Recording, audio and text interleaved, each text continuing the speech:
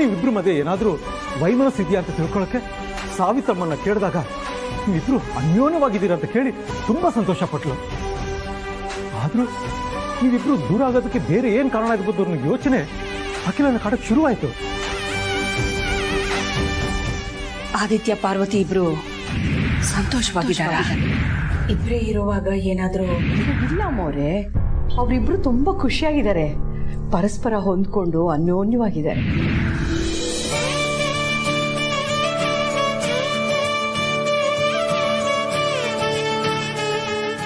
ಯಾವಾಗ ನಿನ್ನ ಜಾತಕದ ವಿಷಯ ನನಗೆ ಗೊತ್ತಾಯ್ತೋ ನಿನಗೆ ತಿಳಿಸೋಣ ಅಂತ ಹೇಳಿದಾಗ ಅಖಿಲ ನನ್ನ ತಡೆದ್ಲು.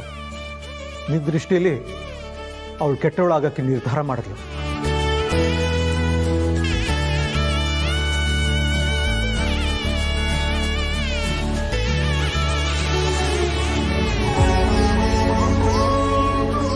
ಕಾರಣ ಹಾಗೆ ಮಾಡಿದ್ರೆ ನೀನು ಪಾರ್ವತಿಗೆ ಇನ್ನೂ ಹತ್ರ ಆಗ್ತೀಯ ಅಂತ ಕಣೋ.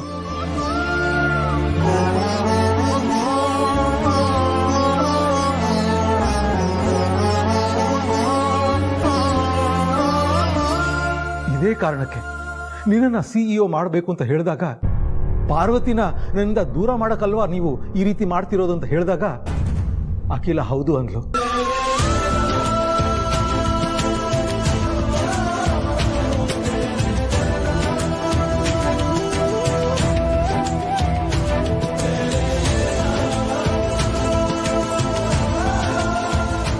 ನಿಮ್ಮ ಇಷ್ಟದ ವಿರುದ್ಧ ಮದುವೆ ಆದ್ವಿ ಅನ್ನೋ ಒಂದೇ ಒಂದು ಕಾರಣಕ್ಕೆ ಪಾರ್ವತಿನ ಅಷ್ಟು ದ್ವೇಷ ಮಾಡ್ತಾ ಇದ್ದೀರಲ್ಲ, ಒಬ್ಬ ತಾಯಿಯಾಗಿ ನೀವು ಮಾಡ್ತಾ ಇರೋ ಸರಿನಾ?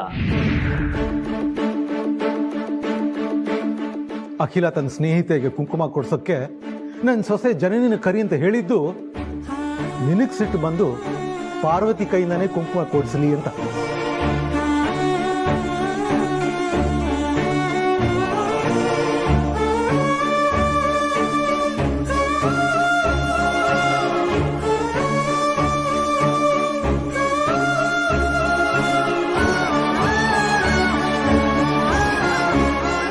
ಅಖಿಲ ತನ್ನ ಪ್ರತಿ ಹೆಜ್ಜೆಯಲ್ಲೂ ನಿನ್ನ ಪಾರ್ವತಿ ವಿರುದ್ಧವಾಗಿ ನಡ್ಕೋತಾ ಹೋದ್ಲು.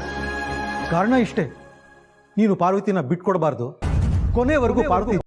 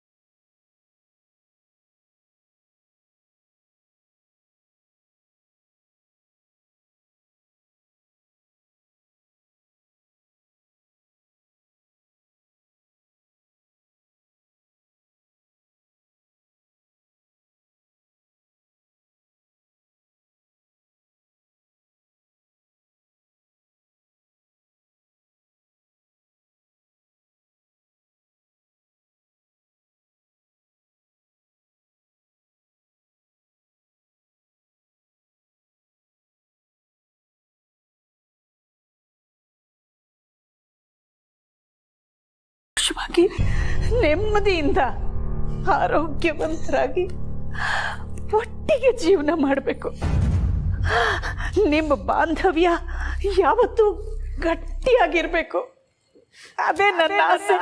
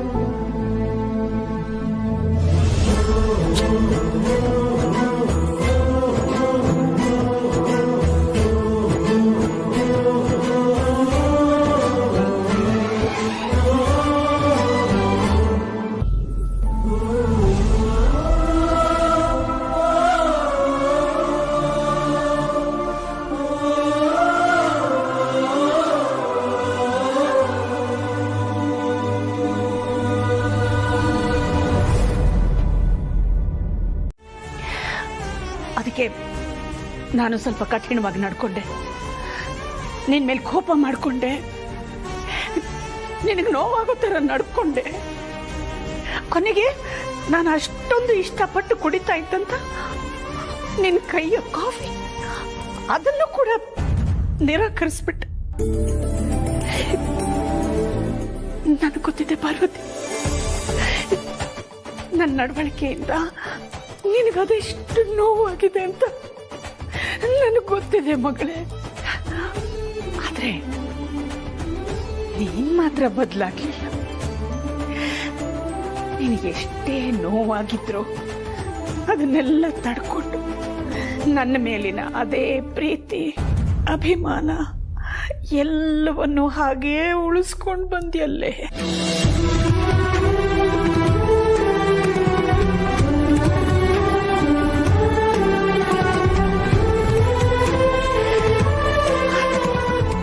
ನಿನ್ನ ಈ ಗುಣ, ನಿನ್ನ ನಡತೆ, ದೇವತೆ ಅಂತ ನಿನ್ನ ಸ್ವಭಾವ, ಇದನ್ನೆಲ್ಲ ನೋಡ್ತಾ ನೋಡ್ತಾ ನಾನು ಎಂಥ ದೊಡ್ಡ ತಪ್ಪು ಮಾಡಿದ್ದೀನಿ ಅಂತ ನನ್ನ ಅರಿವಿಗೆ ಬಂತಮ್ಮ. ನೀನೇ ನನ್ನ ಸೊಸೆ, ನೀನೇ ಅರಸನ ಕೋಟೆಗೆ ತಕ್ಕ ಸೊಸೆ ಅಂತ ಮತ್ತೆ ಮತ್ತೆ ಅನ್ಸೋದಕ್ಕೆ ಶುರುವಾಯ್ತು. ನನಗೊಂದು ಭ್ರಮೆ ಇತ್ತು ನೋಡು, ಅದ್ರ ಕೊಂಡಿ ನಿಜವಾಗ್ಲೂ ಕಳಚಿ ಹೋಗ್ತಾ ಬಂತು.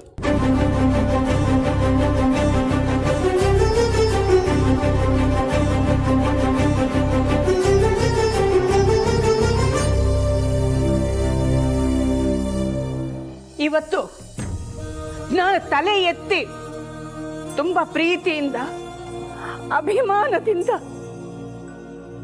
ಎಲ್ಲರ ಮುಂದೆ ಹೇಳ್ಕೊತಾ ಇದ್ದೀನಿ, ಪಾರ್ವತಿ ನನ್ನ ಪ್ರೀತಿಯ ಸೊಸೆ, ನನ್ನ ಮುದ್ದಿನ ಸೊಸೆ, ಈ ಅರಸನ ಕೋಟೆಯ ಹಿರಿ ಸೊಸೆ, ಪಾರ್ವತಿ ಅರಸನ ಕೋಟೆಯ ಹಿರಿ ಸೊಸೆ.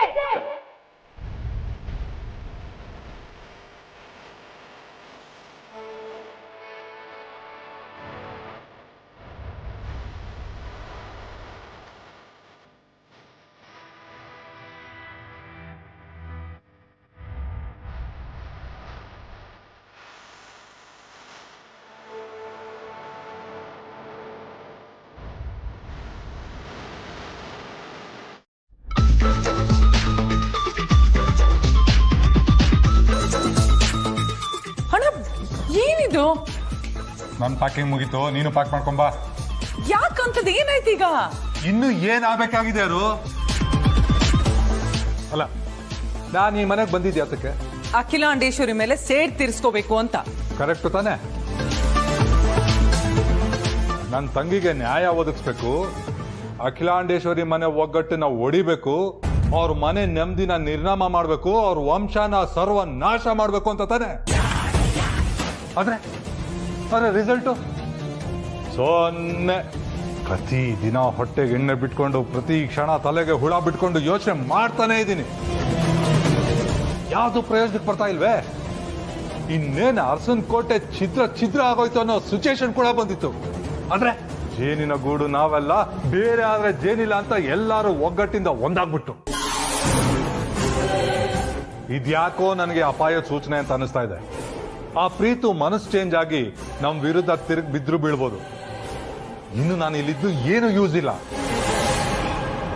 ಶುಗರ್ ಬರ್ದೇ ಇರ್ಲಿ ಅಂತ ಚಪಾತಿಗೆ ಹಾಗಲಕಾಯಿ ಪಲ್ಯ ಹಾಕೊಂಡು ತಿನ್ಬೇಕು ಅಷ್ಟೇ. ನೋಡೋ, ಆವತ್ತು ನೀನು ಮನೆ ಬಿಟ್ಟು ಹೋಗ್ತೀನಿ ಅಂದಾಗ ನಾನೇ ಬೇಡ ಅಂತ ತಡೆದಿದ್ದೆ. ಆದ್ರೆ ಇವತ್ತು ಹೇಳ್ತಾ ಇದ್ದೀನಿ, ಕೇಳು, ನಡಿ ನಾವು ಹೊರಡೋಣ. ನಿನ್ಗೇನ್ ತಲೆ ಕೆಟ್ಟಿದ್ಯಾ?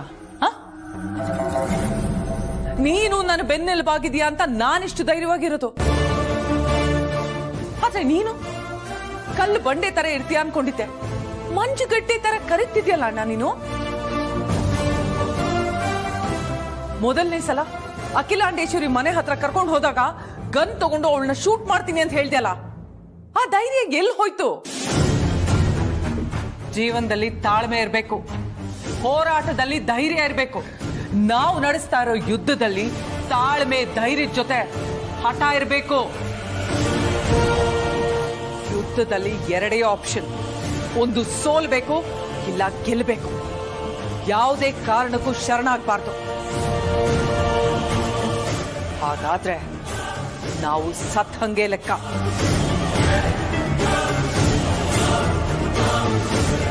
ಇಷ್ಟು ದಿನ ಗೆಲ್ತಿದ್ದ ಅಖಿಲ ಇನ್ಮೇಲೆ ಸೋಲ್ತಾಳೆ. ಅವಳು ಸೋತ್ರೆ ಅವಳು ಸತ್ಲು ಅಂತಾನೆ ಲೆಕ್ಕ.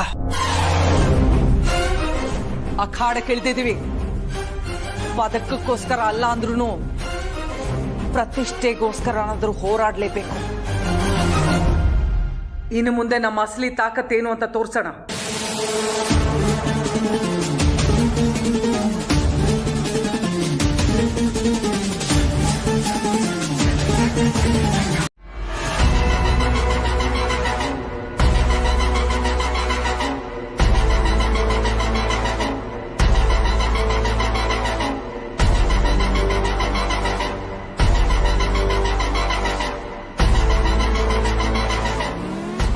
ಏನಕ್ಕೆ ನನ್ನನ್ನು ಕರೆಸಿದ್ದು?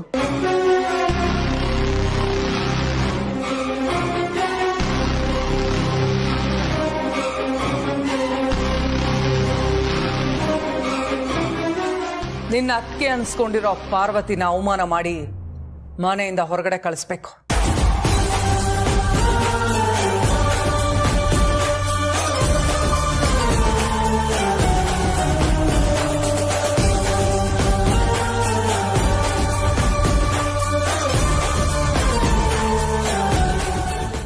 ನನ್ನನ್ನು ಏನು ಅನ್ಕೊಂಡಿದ್ದೀರಾ?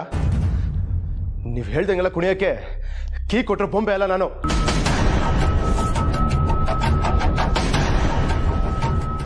ಕೌಂಟ್ರ್ ಕೊಡೋ ಟೈಮ್ ಅಲ್ಲ ರಾಜಾ ಇದು. ಸುಮ್ಮನೆ ನಾವು ಹೇಳ್ದಷ್ಟು ಮಾಡು, ಇಲ್ಲ ಅಂದರೆ ಅರಸನ್ ಕೋಟೆ ಮರ್ಯಾದೆ ಬೀದಿ ಪಾಲಾಗತ್ತೆ.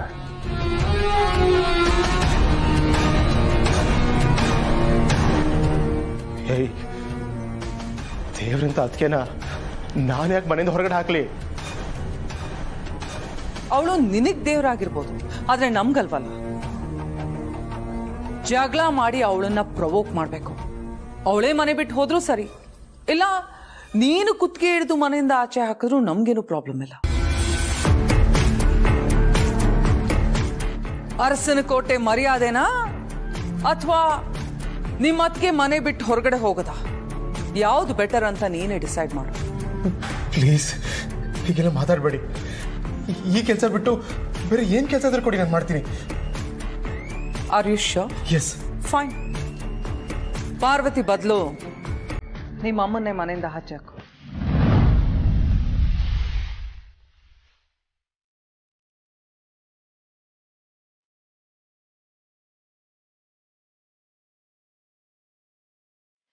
ಆಗಲ್ಲ ತಾನೆ? ಅದಕ್ಕಿಂತ ಇದೇ ತಾನೇ ಬೆಸ್ಟ್. ಇದನ್ನ ನೀನು ಮಾಡ್ತೀಯ, ನಿನ್ನಿಂದ ಆಗುತ್ತೆ. ಇಲ್ಲ, ನನ್ನ ಮಾತು ಸ್ವಲ್ಪ ಕೇಳಿ ಪ್ಲೀಸ್. ನಿನ್ನ ಕರ್ಸ್ಕೊಂಡಿರೋದು ನಿನ್ನ ಮಾತು ಕೇಳೋದಕ್ಕಲ್ಲ, ನಾವು ಹೇಳೋದನ್ನ ನೀನ್ ಕೇಳಬೇಕು ಅಷ್ಟೇ. ಹೊರಡು. ಅಲ್ಲ, ಅದು ಹೊರಡ್ತಾ ಇರು ಅಂದೆ.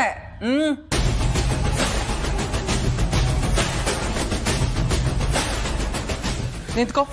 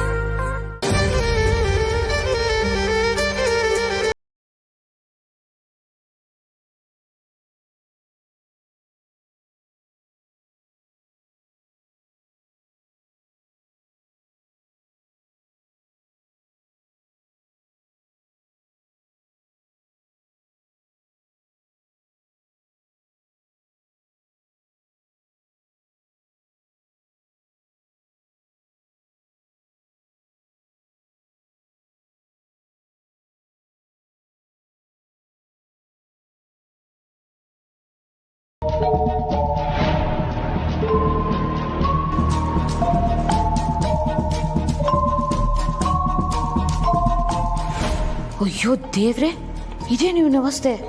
ಹಗಲು ಹೊತ್ತಲ್ಲೇ ಕುಡಿಯೋಕೆ ಶುರು ಮಾಡಿದಾನಲ್ಲ. ಯಾಕೋ ದಿನೇ ದಿನೇ ಇವನ್ ಪರಿಸ್ಥಿತಿ ನೋಡ್ತಾ ಇದ್ರೆ ಇವನ್ ಭವಿಷ್ಯದ ಬಗ್ಗೆ ಭಯ ಶುರುವಾಗ್ತಿದೆ ನನಗೆ. ಏನ್ ಮಾಡ್ಲಿ? ಇರ್ಲಾ ಹೋಗ್ಲಾ ನೋಡ್ಲಾ? ಅಯ್ಯೋ ಏನ್ ಮಾಡ್ಲಪ್ಪ ದೇವ್ರೆ.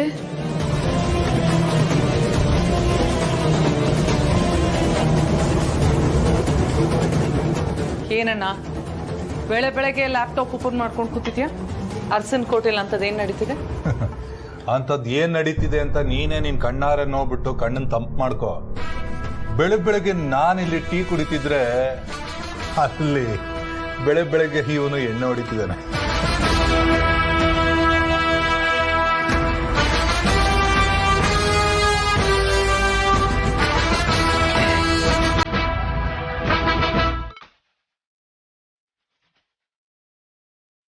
ಅಲ್ಲ ನಾನ್ ಸತ್ರು ಈ ಕತೆ ಮುಗಿಯಲ್ವಲ್ಲ. ನಮ್ಮ ಮನೇಲಿ ಇನ್ಯಾರನ್ನಾದ್ರೂ ಮಿಕ್ಕ ಮಾಡಿ ನಂತರನೇ ಅವನು ಆಟಾಡಿಸ್ತಾನೆ ಇರ್ತಾನೆ. ಕಿಲಾಡಿ. ಏನ್ ಮಾಡೋದು ಏನ್ ಮಾಡೋದು ಏನ್ ಮಾಡೋದು? ಓಹೋ, ಅಲ್ಲಿಗೆ ಈ ಡಿಟೆಕ್ಟಿವ್ ದಾಮಿನಿ ಗೆಸ್ಸು ಕರೆಕ್ಟು ಅಂತಾಯ್ತು. ಪ್ರೀತುನ ಯಾರೋ ಶತ್ರುಗಳು ಈ ಮನೆ ವಿರುದ್ಧನೇ ಎತ್ತು ಕಟ್ತಾ ಇದ್ದಾರೆ.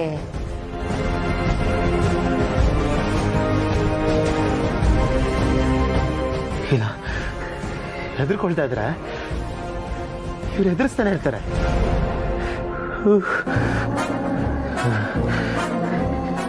ಇಡೀ ಅರಸನ ಕೋಟೆ ನೆಮ್ಮದಿ ಇರೋದು ಈ ನನ್ನ ಮಗನ ಸಾವಲ್ಲಿ.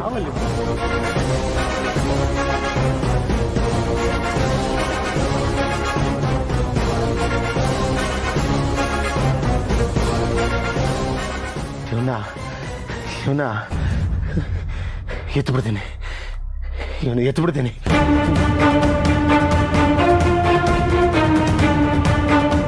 ಅಣ್ಣನ ಕತೆ ಮುಗಿದ್ರೆ ತಂಗಿ ಬೇಕಾಗ್ತಾಳೆ, ಆಗ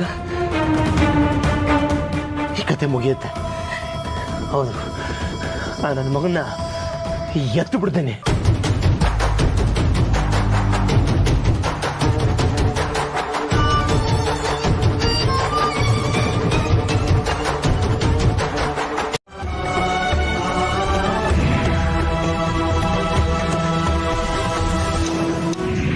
ಸೇರ್ ಒದ್ದು ಒಳಗ್ ಬಾಮ್ಮ.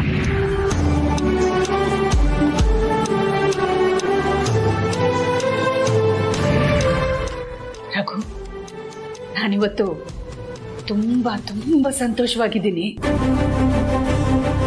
ಪಾರ್ವತಿನ ಎಲ್ಲರ ಮುಂದೆ ಸೊಸೆ ಅಂತ ಒಪ್ಕೊಂಡು ಮನೆ ತುಂಬಿಸ್ಕೊಂಡ್ವಲ್ಲ, ಆ ಹುಡುಗಿ ಕಣ್ಣಲ್ಲಿ ಅದೆಷ್ಟು ಪ್ರೀತಿ, ಅದೆಷ್ಟು ಗೌರವ, ಅದೆಷ್ಟು ಅಭಿಮಾನ. ಅವಳ ಸಂತೋಷ ನೋಡ್ತಾ ನೋಡ್ತಾ ಆ ಸಂತೋಷ ನನ್ನ ಹೃದಯದೊಳಗೂ ಹೊಕ್ಕಿಬಿಡ್ತು ನೋಡಿ. ಅದೇ ಸಂತೋಷನೇ ನೀವೀಗ ಕಾಣ್ತಾ ಇರೋದು. I am very happy to take real.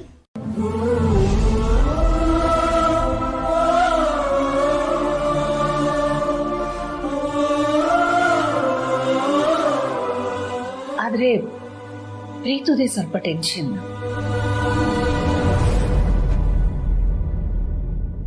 ಅಯ್ಯೋ, ಟೆನ್ಷನ್ ಆಗ್ಬೇಕಾಗಿರೋದು ನಾನಮ್ಮ ತಾಯಿ, ನೀನಲ್ಲ.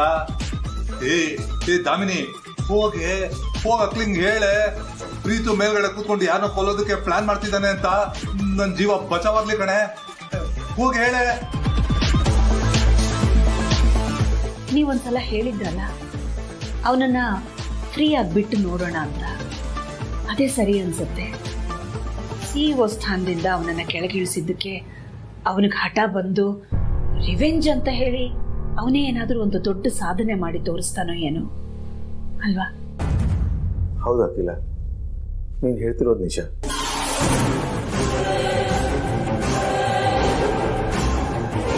ಆದರೆ ದಾಮಿನಿ ವಿಷಯದಲ್ಲಿ ನಾವು ಸ್ವಲ್ಪ ಹುಷಾರಾಗಿರ್ಬೇಕು ಅನ್ಸುತ್ತೆ. ದಾಮಿನಿ ಕೆಟ್ಟ ಮನಸ್ಸಿನೋಳೇನಲ್ಲ, ಆದ್ರೆ ಅವಳಿಗೆ ಇಬ್ಬರ ಮಧ್ಯ ಜಗಳ ತಂದಿಟ್ಟು ಮಜಾ ತಗೊಳ್ಳುವಂತ ಅಲ್ಪ ಬುದ್ಧಿ ಇದೆ. ಏನು ಅಂತ ಮಾಡೋದು, ಎಷ್ಟು ಬೈಯೋದು, ಎಷ್ಟು ಹೇಳೋದು. ಅದಕ್ಕೆ ಇನ್ಮೇಲೆ ಒಂದು ಕೆಲಸ ಮಾಡೋಣ, ಲೆಟ್ ಅಸ್ ಜಸ್ಟ್ ನೆಗ್ಲೆಕ್ಟ್ ಹರ್. ಅವಳೇನೇ ಹೇಳಿದ್ರು ಕೂಡ ಈ ಕಿವಿಲ್ ಕೇಳೋಣ, ಆ ಕಿವಿಲ್ ಬಿಟ್ಬಿಡೋಣ.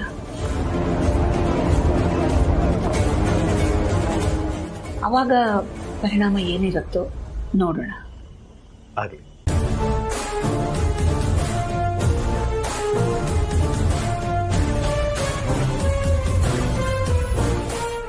ಅಯ್ಯೋ, ನಿನ್ನ ಬಾಗ್ಲ ಹತ್ರ ನಿಂತ್ಕೊಂಡು ಮೀನಾಮೇಷ ಎಣಿಸ್ತಾ ಇದ್ದೀನಿ. ಹೋಗೆ ಹೋಗೆ ದಾಮಿನಿ.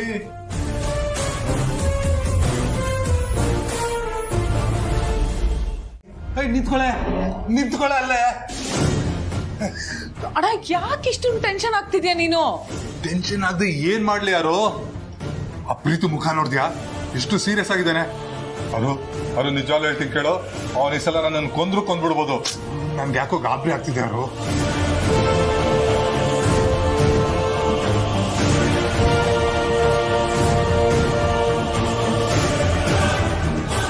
ಮೇಡಮ್, ನನ್ನ ಮೈದ್ನಂಗೆ ಕಾಫಿ ಕೊಡಬೇಕು ಅಂತ ಕೆಳಗೆಲ್ಲ ಹುಡುಕ್ತೆ, ಅವರೆಲ್ಲೂ ಕಾಣಿಸ್ಲಿಲ್ಲ.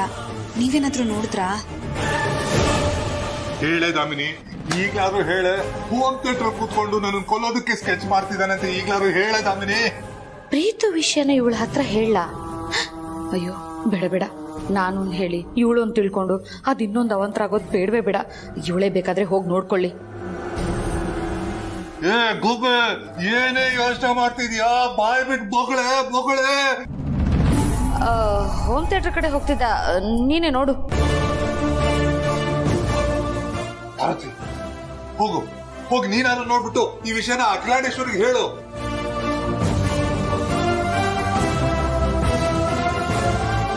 ಆ ದಾಮಿನಿ ಸಿಕ್ಕಿದ್ರೆ ಬುಲ್ಡೋಸರ್ ಹತ್ತಿಸ್ಬಿಟ್ಟು ಸಾಯಿಸ್ಬಿಡ್ತೀನಿ ಅವಳನ್ನ. ಕಾಮ್ ಡೌನ್ ಅಣ್ಣ. ಈಗ ಪಾರ್ವತಿ ಹೋಗ್ತಿದ್ದಾಳಲ್ವಾ ಅಲ್ಲಿಗೆ, ಪ್ರೀತು ಮಾತಾಡೋದನ್ನ ಕೇಳಿಸ್ಕೊಂಡು ಖಂಡಿತ ಇವಳು ಅವನನ್ನ ತಡೀತಾಳೆ. ಅಯ್ಯೋ ಅರು, ನಿಂಗೆ ಅರ್ಥ ಆಗ್ತಿಲ್ವಾ? ಅಲ್ಲಿ ಏನ್ ನಡೀತಿದೆ ಅಂತಾನೆ ಗೊತ್ತಾಗ್ತಿಲ್ವಲ್ಲ, ಕಾಣಿಸ್ತಾ ಇಲ್ಲ ಏನೂ. ಆ ದಾಮಿನಿ ಇಲ್ಲ ಅಲ್ಲಿ.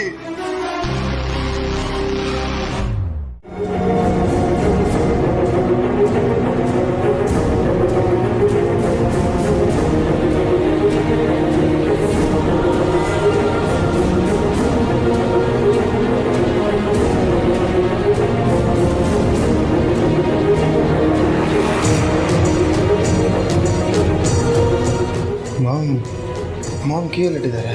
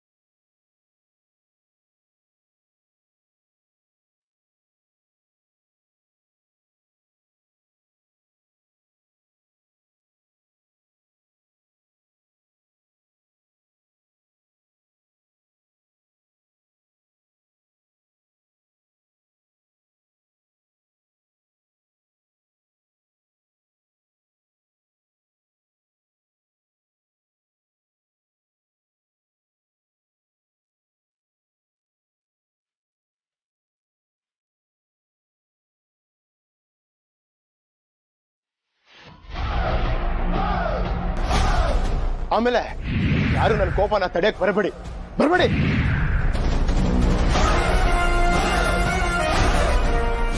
ಸರಿ, ಯಾಕೆ ಬಂದಿದ್ದು? ಅದು ತಲೆನೋವ್ತಾಯ್ತು, ನಿಮ್ಮ ಹತ್ರ ಬಾಂಬಿಸ್ಕೊಳ್ಳೋಣ ಅಂತ ಬಂದೆ.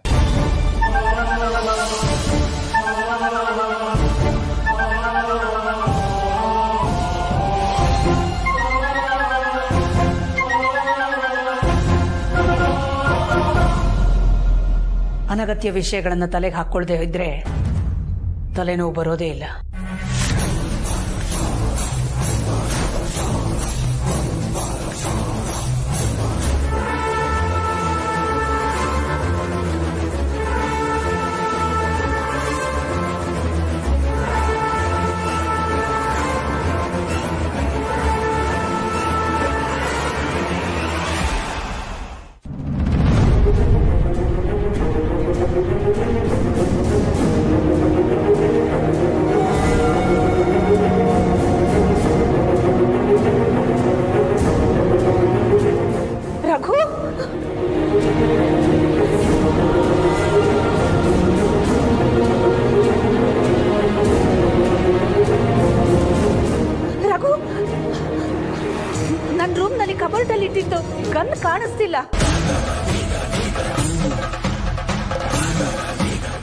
ಏನ್ ಹೇಳ್ತಿದ್ಯಾ ಅಖಿಲ?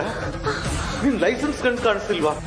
ಹೌದು, ಲೈಸೆನ್ಸ್ ಗನ್ನೇ ಕಾಣಿಸ್ತಿಲ್ಲ.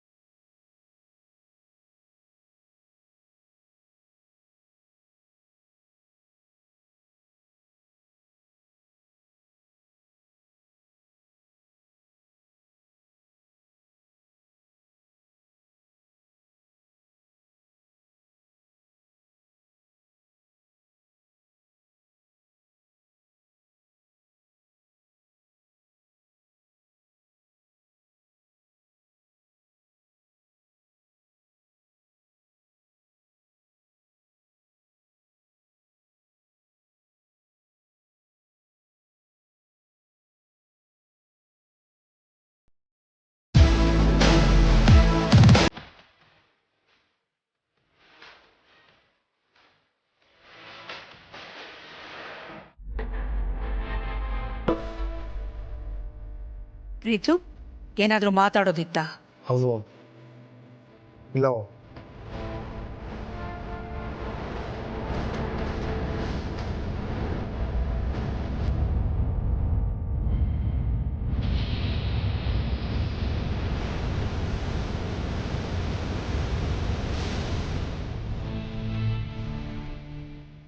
ಅಖಿಲ, ಗನ್ ಸಿಕ್ಕಾಯ್ತಲ್ಲ, ಇನ್ನೇನು ಯೋಚನೆ ಮಾಡ್ತಾ ಇದೀಯಾ? ನಾನು ಯೋಚನೆ ಮಾಡ್ತಾ ಇರೋದು ಅದ್ರ ಬಗ್ಗೆ ಅಲ್ಲ, ಮತ್ತೆ ಪ್ರೀತು ಬಗ್ಗೆ. ಪ್ರೀತು ಬಗ್ಗೆ ಏನು? ಬೆಳಿಗ್ಗೆನೆ ಕುಡ್ಕೊಂಡು ತಲೆನೋವು ಅಂತ ಬಾಂಬ್ ಕೇಳಕ್ಕೆ ನನ್ನ ರೂಮಿಗೆ ಬಂದಿದ್ದ. ಅವನು ಯಾಕಿಷ್ಟು ವಿಚಿತ್ರವಾಗಿ ಆಡ್ತಿದ್ದಾನೆ? ಇದು ಅವನನ್ನ CEO ಸ್ಥಾನದಿಂದ ಇಳಿಸಿದ್ರೆ ಇಫೆಕ್ಟ್ ಅಂತ ನನಗೆ ಅನ್ನಿಸ್ತಾ ಇಲ್ಲ ರಘು. ಹಾಗೇನಾದರೂ ಆಗಿದ್ದಿದ್ರೆ CEO ಆಗಿರೋ ಆದಿ ಮೇಲೆ ಅಥವಾ ಅವನನ್ನು CEO ಮಾಡಿದ ನನ್ನ ಮೇಲೆ ಕೋಪ ತೀರಿಸ್ಕೋಬೇಕಾಗಿತ್ತು. ಜನನಿ ಹತ್ರನೂ ಮಾಮೂಲಾಗಿ ನಡ್ಕೋತಾ ಇಲ್ಲ, ಪಾರ್ವತಿಗಂತೂ ಬೆಲೆನೇ ಕೊಡ್ತಾ ಇಲ್ಲ. ನಿಮ್ಮ ಹತ್ರನೂ ನಗ್ನಗ್ತಾ ಖುಷಿ ಖುಷಿಯಾಗಿ ತರಲೆ ಮಾಡ್ಕೊಂಡು ಮಾತಾಡಿ ಅದೆಷ್ಟೋ ದಿನಗಳಾಗೋಗಿದೆ. ಯಾಕೆ ಹೀಗೆಲ್ಲ? ಹಾಗಾದ್ರೆ ಅವನ್ನ ಕೂರಿಸ್ಕೊಂಡು ಏನಾಗಿದೆ ಅಂತ ಅವನ ಜೊತೆ ಮಾತಾಡೋದು ಒಳ್ಳೇದು ಅನ್ಸುತ್ತೆ. ಹೌದು, ಮಾತಾಡಲೇಬೇಕು. ಆದರೆ ನಾನಾಗ್ಲಿ ನೀವಾಗ್ಲಿ ಅಲ್ಲ.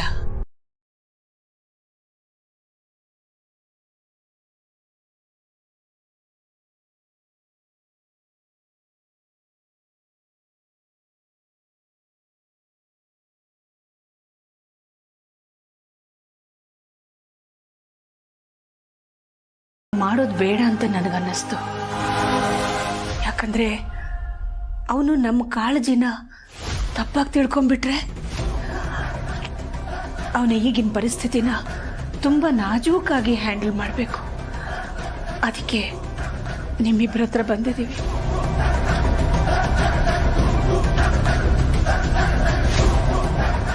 ತಂದೆ ತಾಯಿಯ ನಂತರದ ಸ್ಥಾನ ಅಣ್ಣ ಅತ್ತಿಗೆದು. ಅವನ ಕೈ ಬಿಡಬೇಡಿ. ನಿಮ್ಮ ಮಗ ಅಂತ ತಿಳ್ಕೊಂಡು ಅವನು ತಪ್ಪು ಮಾಡಿದಾಗ ತಿದ್ದಿ ಬುದ್ಧಿ ಹೇಳಿ. ಅವನು ಮಾಡಿದ ತಪ್ಪನ್ನ ಕ್ಷಮಿಸ್ಬಿಡಿ ಅಂತ ಹೇಳ್ತಾ ಇಲ್ಲ. ತಪ್ಪು ಮಾಡಿದಾಗ ಬುದ್ಧಿನೂ ಹೇಳಿ ಶಿಕ್ಷೆನೂ ಕೊಡಿ. ಹೇಗಾದರೂ ಮಾಡಿ ಅವನನ್ನು ಸರಿ ದಾರಿಗೆ ತಗೊಂಡು ಬನ್ನಿ.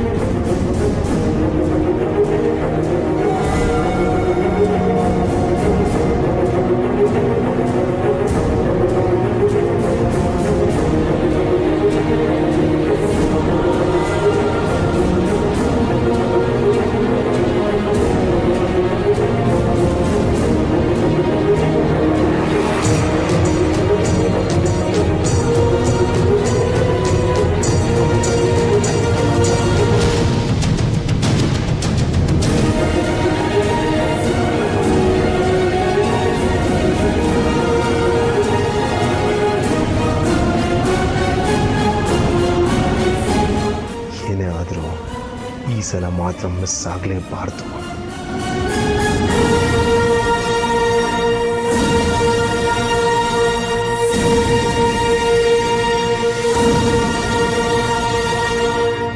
ಪ್ರೀತು ಚಿಕ್ಕ ವಯಸ್ಸಿಂದನೂ ತುಂಬ ತುಂಟ ಹುಡುಗ. ಅವನು ಮೊದಲು ತುಂಟಾಟ ಮಾಡ್ತಿದ್ದಾಗಲೆಲ್ಲ ಬೈದು ಹೊಡೆದು ಬುದ್ಧಿ ಹೇಳ್ತಿದ್ದೆ. ಬೆಳೆದ ಮೇಲೆ ಮದುವೆನೂ ಆದಮೇಲೆ ಅದೆಷ್ಟು ವೆಲ್ಕಮ್ ಚೇಂಜ್ ಅವನಲ್ಲಿ ನಾನು ನೋಡಿದ್ದು.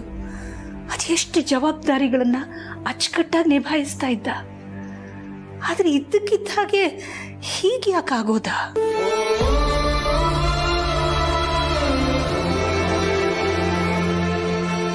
ಈಗ ನಾನೇನಾದರೂ ಬುದ್ಧಿ ಹೇಳೋದಕ್ಕೆ ಹೋದರೆ ಅದಕ್ಕೆ ಜನ್ರೇಷನ್ ಗ್ಯಾಪ್ ಅಡ್ಡ ಬಂದ್ಬಿಡುತ್ತೆ.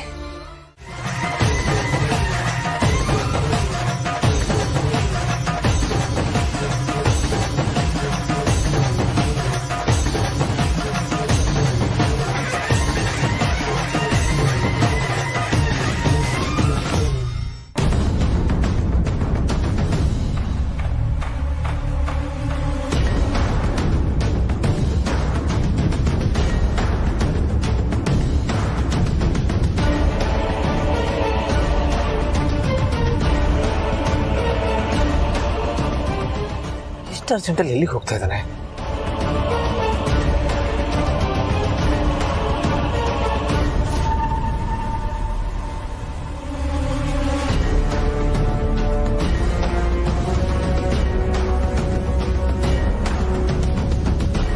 ಪ್ರೀತು ಅವತ್ತು ಇದೇ ರೂಟಲ್ಲಿ ಹೋಗಿದ್ದ.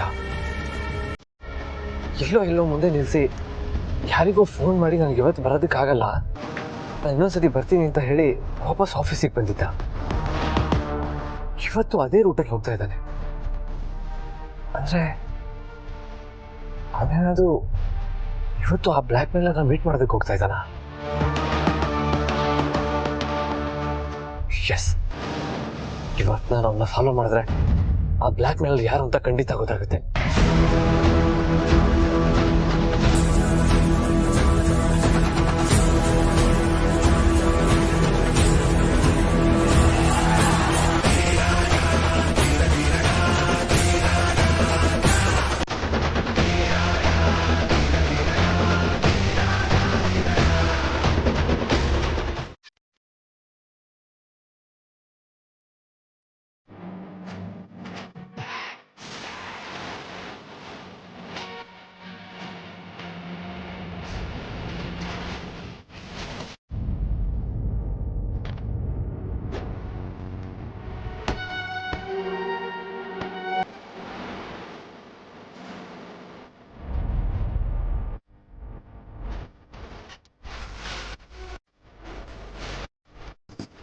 ಸರಿಯಾದಿ, ಅವನು ಸಿಕ್ಕಿದ ತಕ್ಷಣ ಅವನ ಹತ್ರ ಮಾತಾಡು.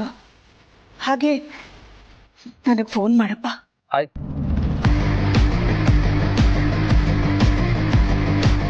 ಪ್ರೀತು, ಅದಿ ಪ್ರೀತುನಾ? ಅಮ್ಮ, ಪ್ರೀತು ನನ್ನ ಕಣ್ಮುಂದೆನೇ ಹೋದ. ನಾನು ಅವನ್ನ ಇವಾಗ ಫಾಲೋ ಮಾಡ್ಕೊಂಡು ಹೋಗ್ತೀನಿ. ಅವಾಗ ಅವ್ನು ಎಲ್ಲಿ ಹೋಗ್ತಾ ಇದ್ದ ಅಂತ ಗೊತ್ತಾಗುತ್ತೆ. ಸರಿನಪ್ಪ, ಹಾಗೆ ಮಾಡು. ಹುಷಾರು. ಓಕೆ, ಬಾಯ್ ಬಾಯ್.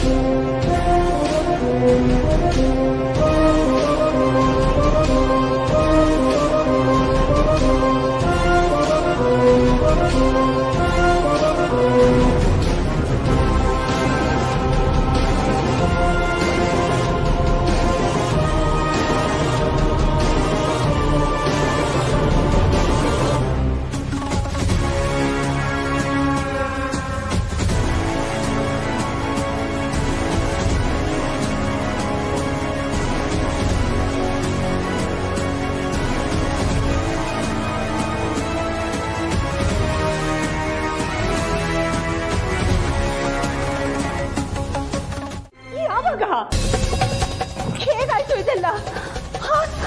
ಏನ್ ಹೇಳ್ತಿದ್ದೀರಾ? ಅರಸನಕೋಟೆ ಅಖಿಲಾಂಡೇಶ್ವರಿ ಅವರ ಹಿರಿಮಗ ಆದಿತ್ಯ ಅರಸನಕೋಟೆ ಅವರ ಮೇಲೆ ಭೀಕರ ಗುಂಡಿನ ದಾಳಿ ನಡೆದಿದೆ. ಆಸ್ಪತ್ರೆಗೆ ದಾಖಲಾಗಿರುವ ಇವರ ಸ್ಥಿತಿ ಚಿಂತಾಜನಕ ಅಂತ ಸುದ್ದಿ ಕೇಳಿ ಬರ್ತಿದೆ.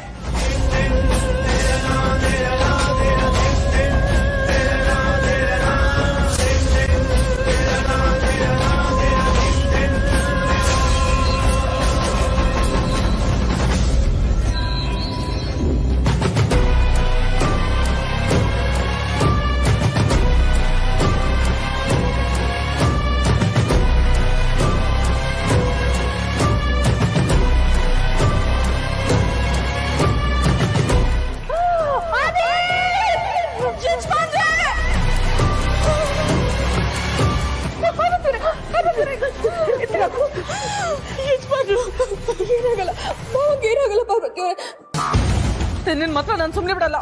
ಅರಸನಕೋಟೆನೆ ನಾನು ಸರ್ವನಾಶ ಮಾಡ್ತೀನಿ ಕಣೋ. ನಿಮ್ಮನ್ನ ಸಾಯಿಸ್ತೀನಿ, ನಿಮ್ಮ ಅಣ್ಣನ್ನು ಸಾಯಿಸ್ತೀನಿ ಕಣೋ. ನಮ್ಮ ಮಾತಿನ ಯಾರೋ ಶೂಟ್ ಮಾಡ್ಬಿಟ್ಟಿದ್ದಾರೆ.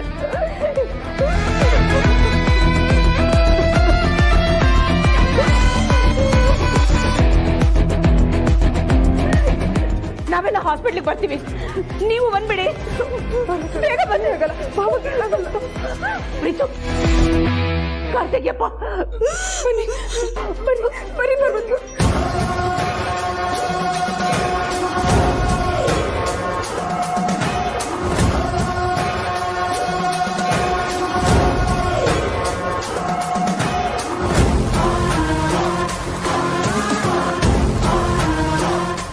ಯಾರು ನನ್ನ ಕೋಪನ ತಡೆಯಕ್ ಬರಬೇಡಿ, ಬರಬೇಡಿ.